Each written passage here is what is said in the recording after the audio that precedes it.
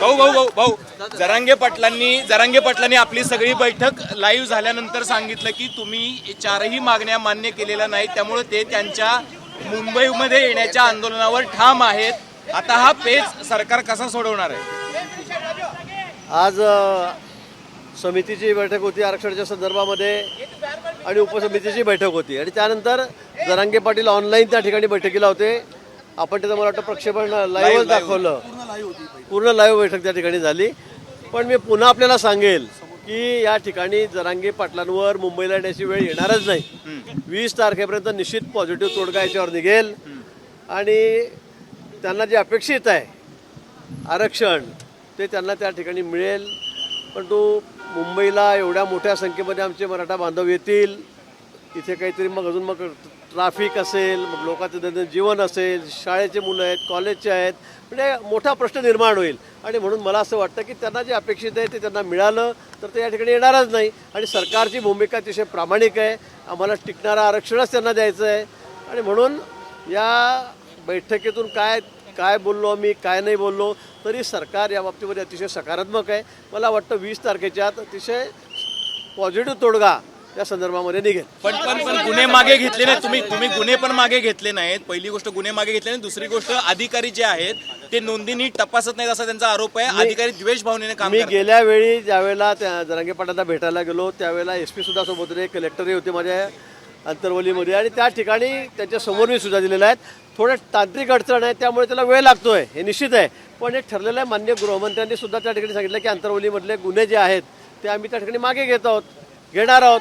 आणि म्हणून आजही मुख्यमंत्री महोदयांनी सूचना दिल्या की 169 करून किंवा ज्या पद्धतीने असेल त्या पद्धतीने गुन्हे मागे घ्या, या सूचना आजही दिलेल्या आहेत. मला वाटतं त्यावर काम चाललेलं आहे, पण थोडा त्याला वेळ लागतोय नक्की आहे.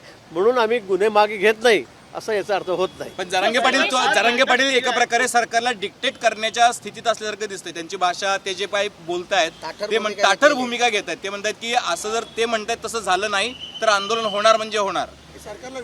सरकारला वेटीस धरण्याचा प्रयत्न आहे. नाही, मला ठीक आहे, त्यांच्या मागण्या आहेत त्या रेटून धरलेल्या आहेत त्यांनी, जनमत त्यांच्या मागे आहे मोठं, हे खरं आहे. पण सरकार किती पॉझिटिव्ह आहे तुम्ही लाईव्ह दाखवलं असेल, मी सांगितलं की कधी नाही, मी 30 वर्ष असं कधीच बघितलं नाही. इतके आरक्षणासंदर्भामध्ये मोर्चे निघाले, मराठा समाज निघाले, इतर समाज, पण सरकार इतकं सकारात्मक यावेळी आहे आणि इतक्या गतीने काम करतं आहे. सगळी शासकीय यंत्रणा जी आहे ती रात्रंदिवस काम करते.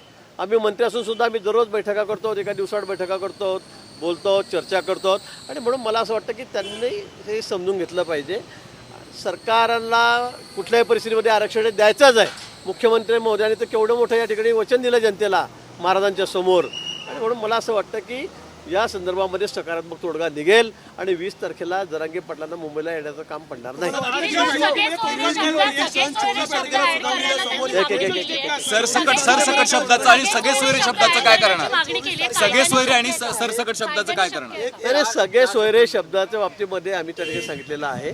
कारण आता म्हणजे आधी जो विषय झालेला होता तो थोडा वेगळा होता, पण आता त्यांनी सांगितला तो थोडा विषय वेगळा आहे. सोयरे म्हटल्यावर आता मुलगी जर आपण सासरवाडीला गेली तर सासरच्या लोकांनाही सर्टिफिकेट द्या असा अर्थ जो गृहीत आहे, अपेक्षित तो होत नाही आहे. आता त्यांनी ते मान्य केलेलं आहे. मला वाटतं याच्यावरही तोडगा निघेल.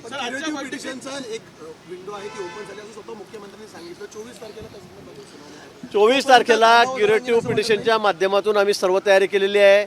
मागासवर्गीय आयोग आहे तो या संदर्भामध्ये रात्रंदिवस काम करतो आहे.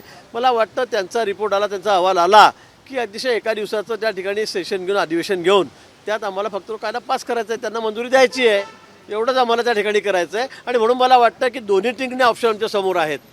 एक तर जरांगे पाटील म्हणतात तेही आहे, दुसरं क्युरेटिव्ह पिटिशन आहे, त्याची एक विंडो आपल्यासाठी उघडी झालेली आहे, आणि तिसरं मागासवर्गीय आयोग हाही अतिशय वेगाने काम करतोय. मला वाटतं तिघांपैकी कुठे ना कुठे मार्ग निघेल. शेवटची मुदतवाढ द्यावी असं वाटतं जरांगेंनी पुन्हा एकदा? नाही, द्यावी लागेल, आमचा तर हाच प्रयत्न की मुदतवाढ द्यावी. पण काही झालं तरी मला वाटतं की 20 तारखेपर्यंत आम्ही यातून सकारात्मक त्या ठिकाणी मार्ग काढू. निश्चित जरांगे पाटलांना मुंबईला यावं लागणार नाही हे मी पुन्हा आपल्याला सांगतोय.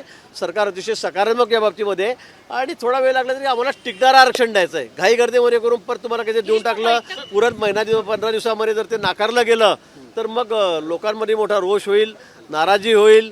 आम्हाला ते यावेळेला करायचं नाही. आम्हाला टिकणारं आरक्षणच द्यायचं आहे त्यांना. गिरीश भाऊ, बैठक संपण्यापूर्वीच देवेंद्र फडणवीस आणि अजित पवार निघून गेले. मला वाटतं चर्चा सुरू असतात, चर्चा होत राहतात, आम्ही त्यांच्याशी बोलतो. त्यांनी सांगितलं की चर्चेचे दार उघडेच आहेत, शेवटपर्यंत 20 तारखेपर्यंत मी तुमच्याशी बोलेल. मला वाटतं यातून चर्चेतूनच या ठिकाणी मार्ग निघेल. सर, छत्रपती संभाजी महाराज म्हणतात की अजित टिकणारा पवार आणि देवेंद्र फडणवीस गेले. पाटील यांनी आता उद्या जे मुंबईतील कार्यकर्त्यांना अंतर्गत बोलले आणि जो आंदोलन करणार आहेत मुंबईमध्ये त्याचा आढावा आणि एकंदरीत नियोजन ते करणार आहे. ठीक आहे, तर त्यांनी एवढा मोठा मोर्चा देणार आहे तो काही एका दिवसात होणार नाही. तयारी त्यांची करावी लागेल.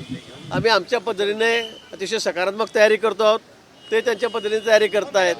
आता 20 तारखेला मोर्चा आणि 19 तारखेला सगळे चला केल्यानंतर मोर्चा काही होणार नाही, कारण मोठ्या संख्येमध्ये त्या ठिकाणी येणार आहेत.